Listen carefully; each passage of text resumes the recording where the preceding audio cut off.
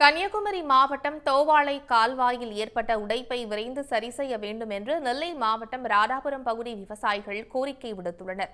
இது பற்றிய ஒரு செய்தி தொகுப்பை பார்க்கலாம். தோவாளை கால்வாய்குமரி மாவட்டம் சுருளோடு அருகே செல்லம் துருத்தி என்ற இடத்தில் தொடங்கி காட்டுப்புதூர், கடுக்கரை, தோவாளை, ராஜாவூர், 5 கிராமம் என 44 கிலோமீட்டர் நீளத்திற்கு நிலப்பாறை வரை செல்கிறது. பேச்சுப்பாறை, பெருஞ்சாணி சிற்றாறு 1, சிற்றாறு 2 ஆகிய குமரி மாவட்ட அணைகளிலிருந்து 1300 மில்லியன் கன அடி தண்ணீர் இருப்பு இருந்தால் ராதாபுரம் கால்வாயில் திறந்துவிடப்படுவது வழக்கம்.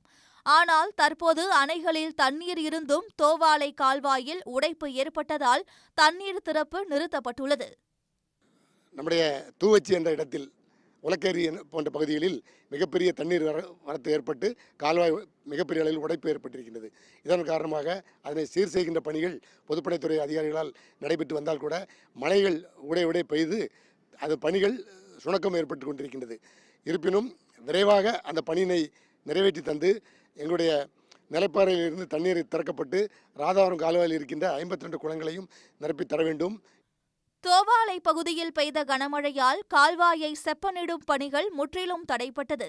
இதனால் ராதாபுரம் கால்வாய் மூலம் தண்ணீர் பெறும் குளங்கள் வறண்டு காணப்படுகின்றன. மேலும் நெல்லை மாவட்டத்தில் 17,000 ஏக்கர் விவசாய நிலங்களும், குமரி மாவட்டத்தில் 6,500 விவசாய நிலங்களும் பாதிக்கப்பட்டுள்ளன. தோளை சேனல் ஒரு இடத்துல உடைஞ்சி எங்க ராதாபுரம் சேனலுக்கு தண்ணி வரக்கூடிய தோளை சேனல்ல இதுவரை தண்ணி எடுக்காம இருக்காங்க.